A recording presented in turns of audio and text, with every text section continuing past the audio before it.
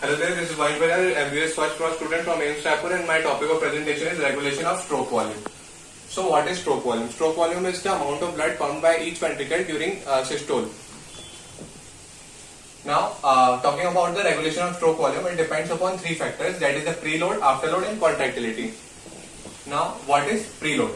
Preload is the amount of blood that enters the heart at the end of the diastole. That is the end diastolic volume is considered as a preload in cardiovascular system. Now, the factors on which the effect on the preload is determined by this French-Starling law. French-Starling law states that under physiological limits, the force of contraction is directly proportional to the end diastolic volume. Skeletal muscle pump. Now, there are venous sinuses situated between our muscles. When the muscles are in a relaxed state, the blood is pooled in these venous sinuses.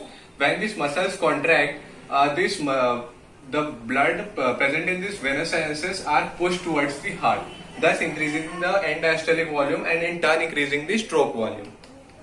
Now coming to the respiratory pump. Now different phases of respiration affects the stroke volume by increasing or decreasing the end diastolic volume.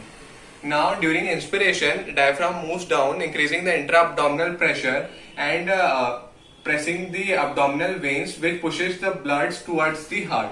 And during inspiration also, the intrathoracic pressure is also decreased, which pulls the blood from the abdominal and from veins and blood from the. During expiration, the diaphragm moves up, releasing the pressure on the intra-abdominal veins, and thus the blood flow towards the heart is decreased.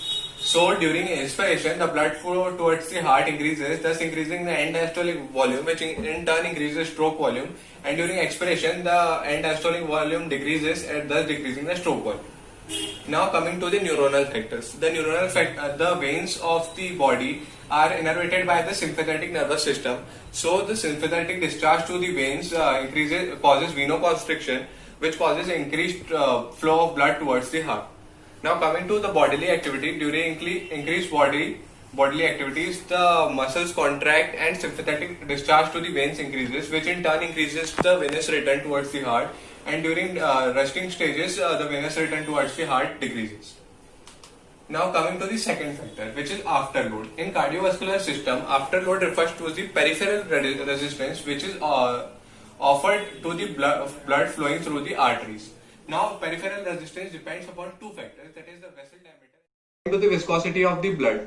Increased viscosity of the blood causes increased peripheral resistance, which decreases the stroke volume, and decreased viscosity of blood causes decreased peripheral resistance, which increases the stroke volume. Now coming to the hormonal factors. So I will take example of the catecholamines to show the effect of the hormonal factors. Now the catecholamines binds to the heart ventricle muscles. Now these catecholamines causes increased level of cyclic AMP inside the cell. Now this cyclic AMP causes the opening of the calcium ion channels through which the calcium ions flow inside the cells. Now this increased calcium ion causes increased contractility, which in turn increases the stroke volume. Now coming to the drugs. Now I will explain the drugs by taking an example of digitalis. Digitalis causes decreased activity of the sodium-potassium pump, which increases the sodium ion concentration inside the cell. Now this causes decreased sodium gradient across the cell membrane and decreased activity of the sodium-calcium exchanger. So the level of the calcium ion inside the cell membrane increases, which in turn causes increased contractility. Now coming to ions, concentration of different ions increases or decreases contractility. These ions are sodium ions, potassium ions and calcium ions.